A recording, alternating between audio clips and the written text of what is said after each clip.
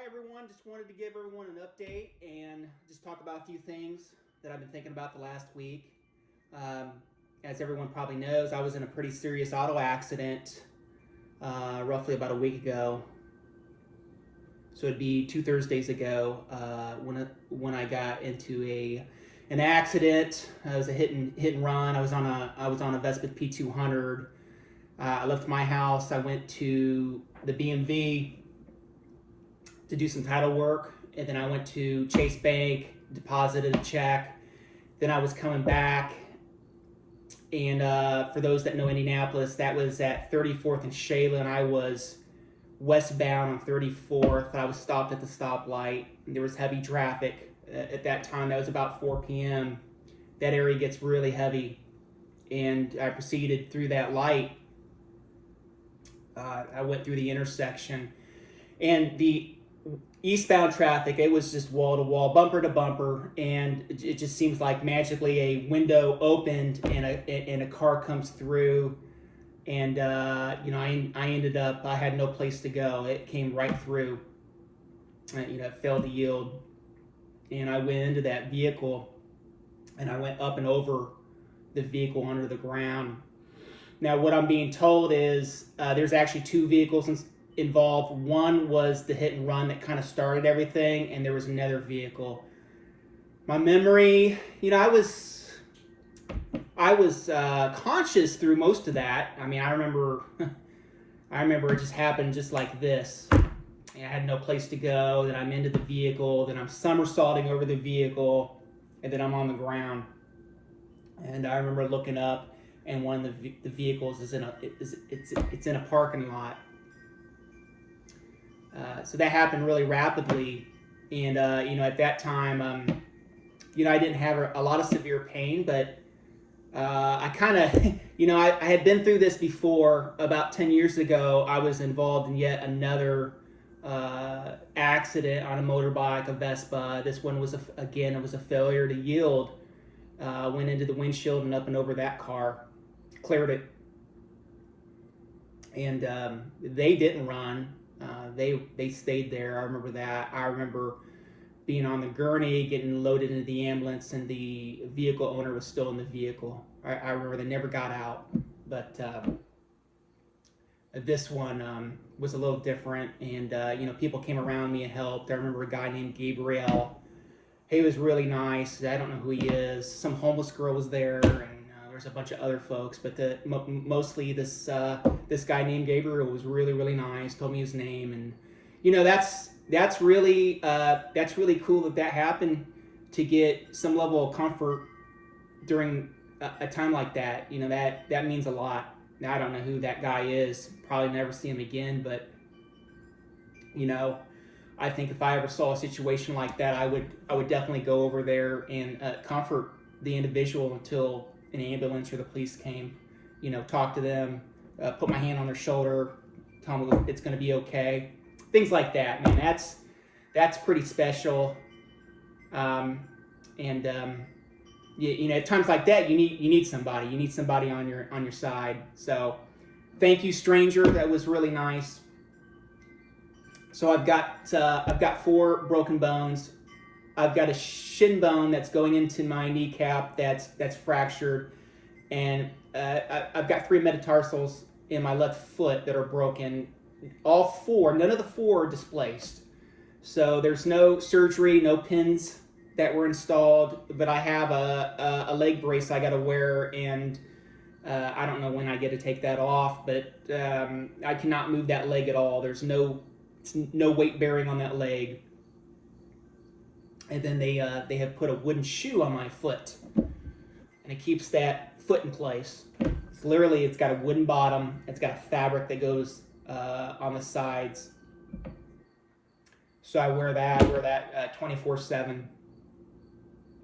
And I've got a walker now that I use to, go from my bedroom to maybe the bathroom and the kitchen and the living room, and that's about as far as I get. That's pretty much what my day looks like. Guys, kind of thinking about this, how, some people might think something like that would be, like a vacation or whatever. If you've got a job that offers FMLA, the Federal Medical Leave Act, and you get short-term disability where you're getting paid, man, it's it is no vacation. I can tell you that. The amount of things that I give up that I enjoy doing, I can't, you can't do. Be it just outside walking around, or wrenching on old bikes, or going for a hike, going to the store, mowing your grass, to even things like taking a hot shower. That's off the table. So that's just a sponge bath now, which you get cleaned up, but you never really feel cleaned.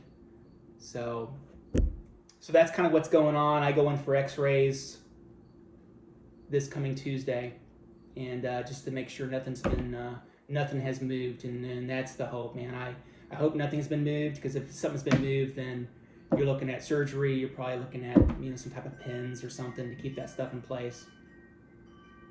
So, I don't know. It would be nice to be able to take off this leg brace. It's uncomfortable. It's uncomfortable, but there's still a lot of pain underneath that knee, especially when I sleep or just sitting. It's really hard to not have some measurable amount of pain right there.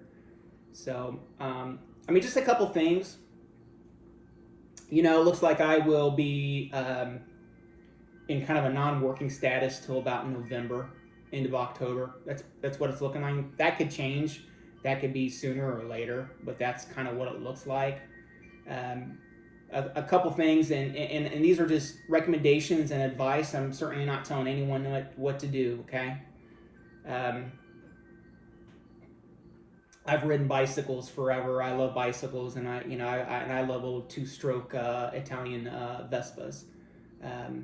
Man, wear some PPE, personal protection equipment. Wear a helmet. If you're going to get one piece of safety equipment, get a helmet. And I would highly recommend getting a full face.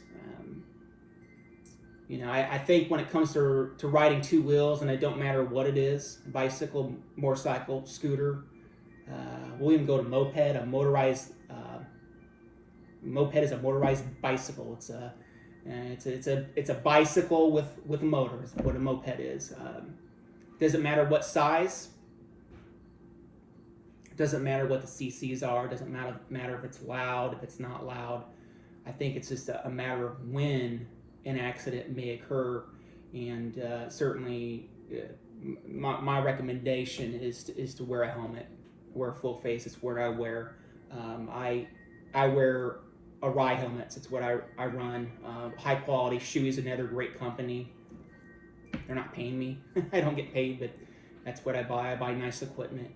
So I will be turning in my Arai, okay, and then purchasing a new one.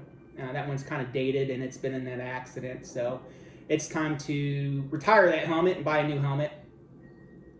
So I was wearing my helmet on this last accident, and interestingly enough, I never even hit my head. They never really got used, but you've gone through an accident. The recommendation from any helmet manufacturer is to replace it, and it's probably good sense. Buy a decent helmet. Don't buy something cheap. Arais aren't cheap, but they're great equipment, no doubt. So I was wearing an Arai. I had a pair of American-made Red Wing work boots on, and I was wearing an LC King, American-made LC King chore jacket. And I wear those for a couple of reasons. One, the less sun exposure for me, since I've had metastasized melanoma, the better off I am. That's makes perfect sense in my world, and I think it should make perfect sense in other people's world. But anyways, wear a jacket if you can, man. It was hot that day, and I still wore one. And then I wore a pair of gloves. I had absolutely no road rash with this last accident. I do have a couple cuts from hitting the vehicle, but I have no road rash. And that can get pretty nasty. That's no fun. And you get road rash, then you got gravel, and you got glass in your wounds, and it takes forever for that stuff to come out. It's just no fun. So that's that's my recommendation. If you value drinking things out of your mouth, wear a full face helmet. Okay, I like root beer. I enjoy drinking that through my mouth, so I'm going to wear a full face.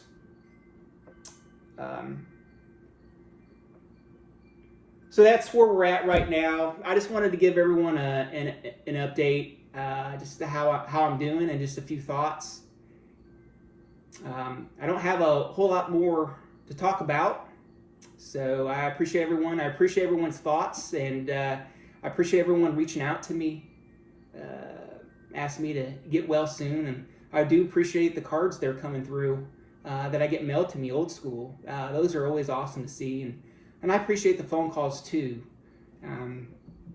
There's only so much to do during the day. I try to read some books that I've kind of put away for a rainy day. I've been reading some books, and I've been watching some TV shows, some Discovery things that I enjoy there. But there's only so much to do. So I do thank everyone that's reached out to me and have supported me in some way, and that makes a big difference in an accident like this. Just reaching out to somebody. So I just wanted to say thank you to everyone, and we'll catch you later.